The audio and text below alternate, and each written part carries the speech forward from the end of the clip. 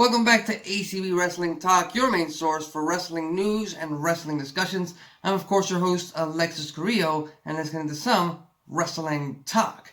Tonight is January 9th, 2020, Thursday of the week, which means we get to talk about what transpired during the Wednesday Night Wars the night prior. This time we're going to start it off with one hell of an episode that Dynamite had to broadcast on TNT last night. They opened up the show with the tag team match of Hangman Page and Kenny Omega defeating Private Party in a pretty good match. But the most interesting bits of the first segment of the night happened after the fact. After Page and Omega got their big win, we saw that backstage Pac was up to some nefarious tactics, beating down Michael Nakazawa, which caused Kenny Omega to, run to the back, and Pac just made it very simple to Kenny Omega. Give him his rubber match, give him the third match in the series, and all of these attacks on his friends, they will stop. And eventually, Kenny Omega will have to agree to this rubber match. That is just how professional wrestling works. Right now, it just seems like they're really stretching out this feud, this rivalry, so that it can make it all the way to Revolution at the end of February. Not only that, but also his tag team partner, Adam Hangman Page, had quite a few drinks after the match.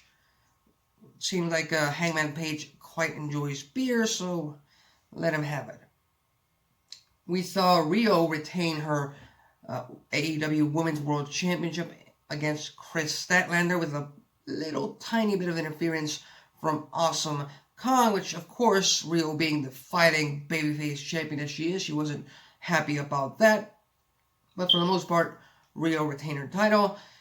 Chris Statlander, this will not be her only chance at the Women's World Championship. She will get future opportunities at the title. I believe that they're building her up in a way that it's pretty much inevitable that she will become AEW Women's World Champion eventually in her career. Sammy Guevara defeated Daniels, as expected, as predicted, but the Dark Order came out and made a simple proposition. They demanded Christopher Daniels join them. They demanded that Christopher Daniels join them in their fight, in their crusade.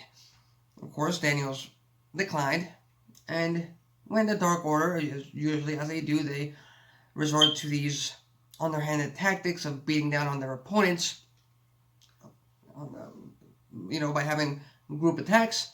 The Young Bucks and his SCU teammates were able to make the save. The fact is, we still have some big explanation in terms of what does the Dark Order really want? They just want control of AEW, or are they here for a bigger purpose?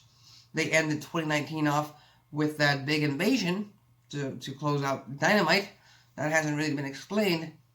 I think they really do have to explain it. Cody and Dustin, the Brotherhood, defeated Lucha Brothers in a Battle of the Brothers. And the most interesting part of this entire thing is that, MJF set his stipulations last week. MJF stated, if Cody wants a match against Maxwell Jacob Friedman at Revolution on February 29th, 2020, then he has to agree to a certain set of stipulations. Number one, Cody cannot touch, he cannot lay a finger on MJF, because if and when he does, the match would be off. It would be called off. And of course, MJF added that if he were to agree to this stipulation, MJF would do everything in his power to cause Cody to lose his composure and lay a finger on the biggest asshole in All Elite Wrestling today. Number two, that the match is going to take place at Revolution, not anytime sooner, just at Revolution. On the pay-per-view, he wants a bigger stage to face off against Cody to humiliate Cody. His words, I believe his words, not mine. And finally, in order to make the match official, he has one giant roadblock in the form of his big bad bodyguard, Wardlow. But not only that, not only does Cody need to defeat Wardlow, but he has to do it inside a steel cage. Those were the stipulations that MJF placed on the table so that Cody would possibly get a match against MJF. Now, what happened this week, last night on Dynamite, is that Cody has new management. He has a manager, the legend himself, Arn Anderson. And, well, Anderson spoke on behalf of Cody. He spoke to Tony Schiavone. And he made it pretty sweet and simple. Cody and MJF, they need to talk about these stipulations because it can't all be one-sided. So, you know, they're going to, apparently, Arn Anderson is going to speak to MJF. And they're going to fix all that up. But in the meantime, MJF, you know, he's, like I've stated, he is the biggest asshole in AEW. Quite possibly one of the biggest assholes in professional wrestling today. He has many things to tell the audience, to tell his fellow wrestlers, to tell anyone who steps up to him, and to those who don't as well. MJF came out and pretty much just stated that DDP, the legend that he is, he really shouldn't be in WCW, in AEW, sorry about that. He really shouldn't be in AEW, and that WCW died a very, very long time ago, almost 20 years now, almost 20 years. And MJF made some sly comment about DDP's daughters, which obviously, when you talk about family, especially to the exact manner that MJF just did in terms of banging his daughters, that's obviously going to set off the hero, in this case DDP, and we got ourselves a good old-fashioned brawl. Let's not forget about that. It's professional wrestling, it's 2020, but the sports entertainment industry does not lack any kind of brawls. And so MJF and DDP started brawling in the ring. Wardlow got involved, as he usually does. That is his job. He is a big bad bodyguard. And eventually, QT Marshall, Dustin Rhodes, and a few refs and officials came out to try and separate them. And we've also got a match set up for next week's episode of Dynamite, which is, I believe, titled Bash at the Beach. Bash at the Beach.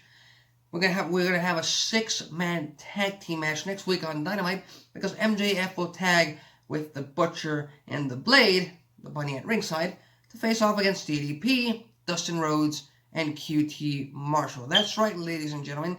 The legend himself, the veteran, the retired professional wrestler, Diamond Dallas Page, is getting back in that ring. He is going to be a part of an official All Elite Wrestling match.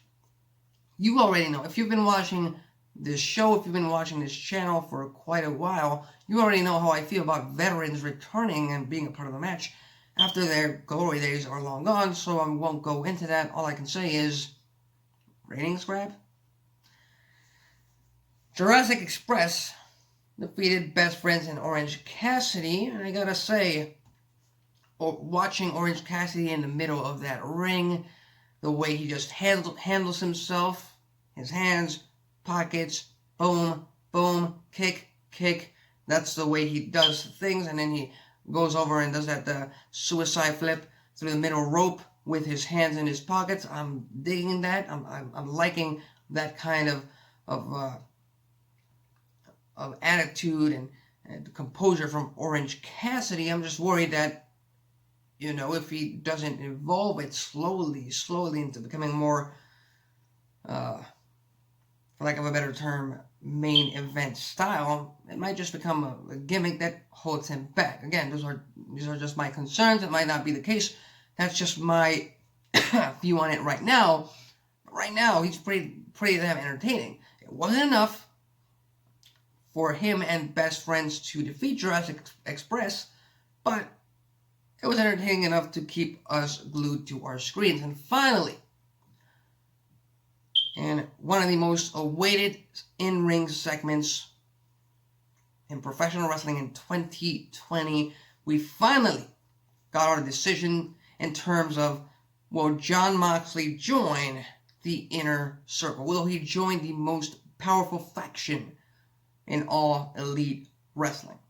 And for a moment, he had all of us shocked because he did this entire speech in which he pretty much put down every single member of Inner Circle. He put down the entire group. He put down Chris Jericho himself. And then he said, yes, he joined the Inner Circle. And that lasted a while, even causing the crowd to really buy into the fact that Jon Moxley was now a part of the Inner Circle, when everyone, and I mean everyone, was expecting Jon Moxley to turn down the proposal and just beat the living crap out of Y2J and the other members of that faction. That did happen at the end of the entire segment, but, you know, for a while there, it was a little bit worrying.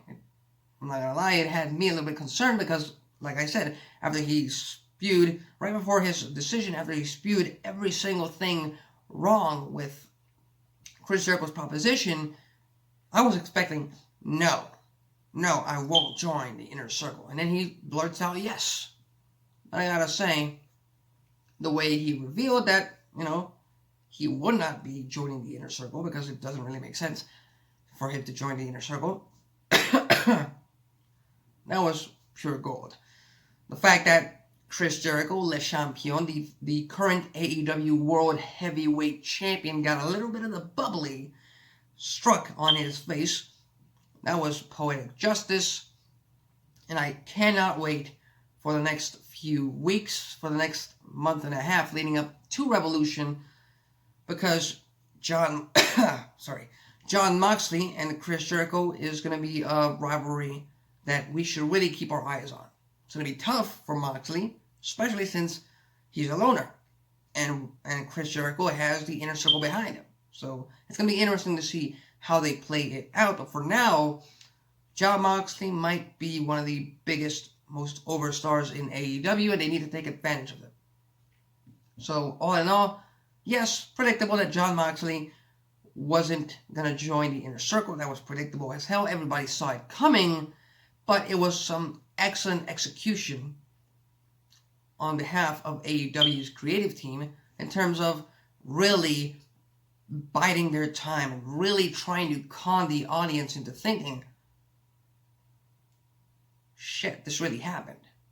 So with that said, did you tune into Dynamite last night? What do you think about it? What do you think about Jon Moxley and the Inner Circle segment? What do you think about every single segment on Dynamite last night? Leave your thoughts, comments, and predictions on the comments section below. And just like I've done over the past 3 shows, over the past 3 days, this is the first week of Wrestling Talk in 2020, which means it's time to look at the 5 AEW superstars to follow or to really pay attention to in this new year in 2020. And I'm going to start with the most obvious one, and that is the biggest asshole himself, Maxwell Jacob Friedman. And what is there left to say about MJF other than the fact that he carries himself with such composure that you'd think not only that he'd be a veteran of the business, but that he's a multiple-time world champion, that he's been main eventing pay-per-views and shows for years and years, and the guy, I believe, is 23, younger than me.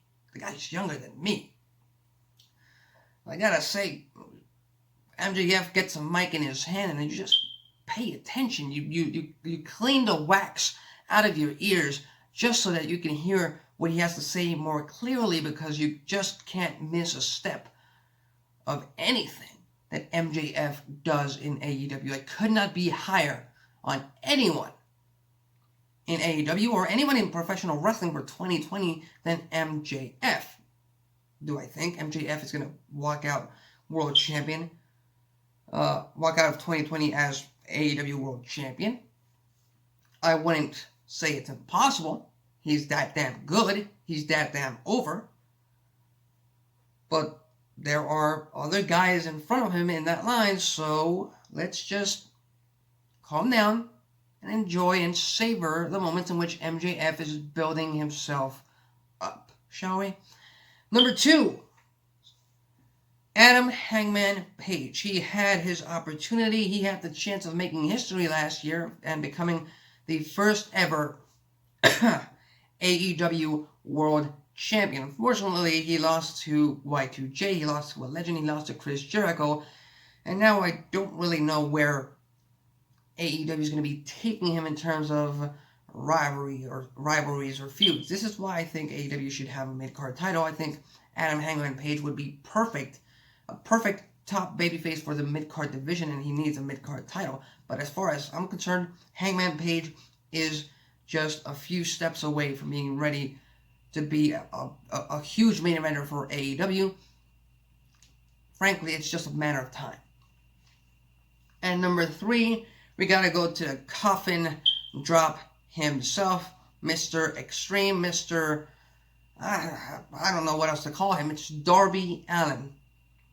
You know, he's had match after match after match, all of them great. He's not quite there yet in terms of character, in terms of mic skills, in terms of being over with the crowd, but he's on a damn roll. He's on the road to being one of the most over stars in AEW, at least in terms of being just under, you know, the established stars. So in terms of, you know, underdogs, in terms of rookies for 2020, Darby Allin is my guy for AEW in 2020. Then we move on to the Jurassic Express. We got Marco Stunt, you got Jungle Boy, and you got Luchasaurus, which is, again, AEW is now proving to be the land of the factions. And Jurassic Express can function as a tag team, they can function as a faction, all is well, because slowly AEW has inserted them into their programming. More and more fans are getting more acquainted with each member of Jurassic Express, and you know, you look at Luchasaurus, he's a big guy, and then you look at Marco Stunt and Jungle Boy, and you want to get behind them. So again, Jurassic Express might be the team to look at in 2020. They're pretty far behind in terms of the tag team division. There are bigger, much better tag teams, but it's a process. They're going to have to continue to navigate the AEW landscape slowly and develop and grow. But for the most part right now, Jurassic Express is my call for the tag team division of AEW. And finally, for the lackluster in terms of excitement, in terms of character development and storylines, women's division in AEW, I have to go with the doctor herself, Britt Baker. I think there's more to her than they have allowed us to see. Sorry. There's more to the fact that she keeps losing and losing. And she's one of the most recognizable names on the current women's division in AEW right now. Eventually, Britt Baker will get her due. Eventually, she will get to be at the top of that mountain. It's just, you know, they just haven't figured out a way to really establish her as a force to be reckoned with in the women's division. So all I can say is, I'm here for the ride. I'll be following throughout this entire year. And when the moment comes when Britt Baker finally reaches the pinnacle, I will be there to support her. Moving on to the other camp, to the other side of this war, we've got to talk about NXT. And NXT really started off with one of my favorite segments in terms of, you know, building a segment in professional wrestling. I just love it when one superstar, more often than not, a champion, comes out and then she starts talking, he or she starts talking about goals. They start talking about feuds or rivalries or whatever. There's whatever the topic it is. But I just love when one comes out and then their opponent comes out and then another comes out, and it doesn't matter how many. But I just love the fact that every single time someone keeps stepping up to the plate. To me, that is very Attitude Era-like. And Attitude Era entertainment is what really got me hooked into professional wrestling. So when Toni Storm came out, when NXT UK Women's Champion Kaylee Ray came out, Io Shirai, the EST of NXT, Bianca Belair, who I just loved her statement in the middle of that ring. When Candice LeRae came out, I just ate that entire thing up. And I really wish more companies would do that sort of thing. Like, for example, I don't mean to throw shade at Impact Wrestling or at any other companies out there, but I just love the fact that when someone comes out, when someone comes through the curtain for a feud, for a rivalry, for a brawl, for whatever, to make a save, whatever, you play their music and let the crowd know who's coming out. You make a big statement and let the crowd know who's coming out. You don't just have them come out because it's more realistic. That's just my view. That led to a 6-woman tag team match where Ripley, Storm, and Candice got the win over Bianca Belair, Kaylee Ray, and Io Shirai. The babyfaces got the win, with the brand new NXT Women's Champion Rhea Ripley getting the pinfall. Predictable, you know, that's really to be expected.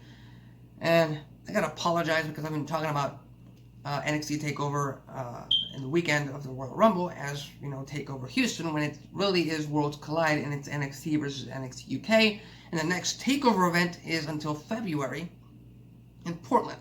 So I gotta apologize for that. Got a little bit lost in my notes. In terms of the Dusty Rhodes Classic, Imperium got the win over the Forgotten Sons, as predicted. Undisputed Era got the win over Gallus, as predicted. They advance.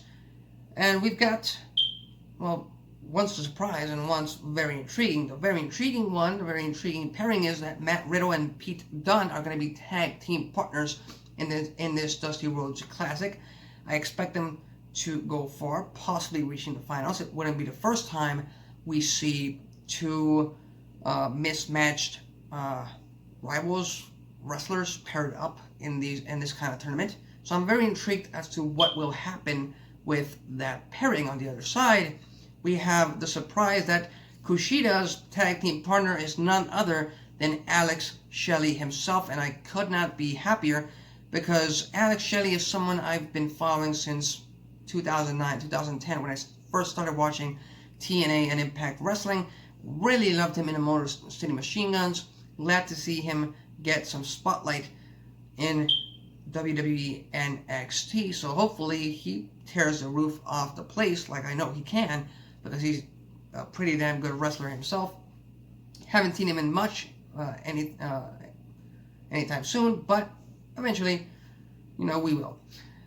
Mia Yim won her match, you know, pretty much jobber match, pretty much non-existent opponent.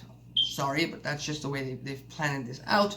But the talking point coming out of this match was the fact that Chelsea Green finally made her debut on NXT. She made an appearance on Monday Night Raw, 1 or 2 appearances on Raw, and now she attacked Mia Yim, and she's aligned with Robert Stone, the former Robbie E in Impact Wrestling. So we'll just have to wait and see how that plays out next week on NXT. And finally, in the Fatal 4-Way main event, Keith Lee pinned Cameron Grimes to become the new #1 contender to the NXT North American Championship. He will get his shot at Roderick Strong 2 weeks from now. And he did so, again, by pinning a very game Cameron Grimes. And Dominic Dijakovic and Damian Priest, they put up a good fight. They weren't going to take the pinfall. Cameron Grimes was there to take the pinfall. But again, Cameron Grimes put on quite a showing in terms of this match. Cameron Grimes, been following him since 2015 when he first made his mark in Impact Wrestling as Trevor Lee. He's super talented. I loved his match against DJZ at Bound for Glory in 2016. Cameron is 26 years old. He's got a bright future ahead of him. They just need to really take this entire comedy gimmick away from him and get him to be serious. Then he's going to be a real game changer. So that's what pretty much happened on NXT. Right now, if I had to pick Dynamite or NXT, which one you should have watched, I would have definitely gone with Dynamite, but NXT put on a great show themselves as well. And again, it all benefits us, the professional wrestling fan, in 2020. And finally, we gotta talk about this rumor. You know, when there's a shortage of actual news, you gotta talk about rumors. And I just want to state that this is all speculation. These are all rumors, nothing is official. But the rumor that Edge could make a return to WWE. And that has gotten a lot of fans excited because Edge, you know, he's the rated R superstar. He's a WWE Hall of Famer, multiple-time world champion. You know, he put on a multitude of great matches, multitude of great promos, multitude of great segments. What else is there to say that hasn't already been said about Edge? The thing is, we already know about his not only career-threatening injury, but possibly life-threatening injury that he has with his neck. It's been almost 9 years since he retired from WWE and from active in-ring competition. I don't want him to get back in that ring. I'm going to state that right now. I'd much rather have him live a full life as he is right now than, you know, possibly, knock on wood, get hurt. I don't want that to happen. If you don't have to wrestle, if you don't have to go back to that, don't do it. I get it. You know, I'm never gonna be in his shoes because I'm not a professional wrestler. There have been many former professional wrestlers in the past who talk about having the itch to go back and get in that ring. I get that, but when it comes to, you know, career-threatening, life-threatening, and you've got a family, you've got a wife. I believe he has daughters now. He has an entire family he has to take care of. I think you just leave it as it is. I think there's no need for him to come back and risk everything, his career, his legacy, his life, to just one more match. I don't think that's the right call. But again, that's not up to me. That's not up to the fans. That's up to Edge. That's up to him. That's up to Adam Copeland. And hopefully he makes a decision that benefits him and that he's comfortable with. So with that said, you already know my thoughts on this. I would not bring him back, but, you know, it's WrestleMania season. And normally for WrestleMania, WWE likes to really stack up the card, and a returning Edge would definitely get people watching and get butts in those seats. So with that said, that's been it for today's episode of ACB Wrestling Talk. I've been Alexis Carrillo. If you like this video, hit the like button. If you dislike this video, hit the dislike button. That's it for me.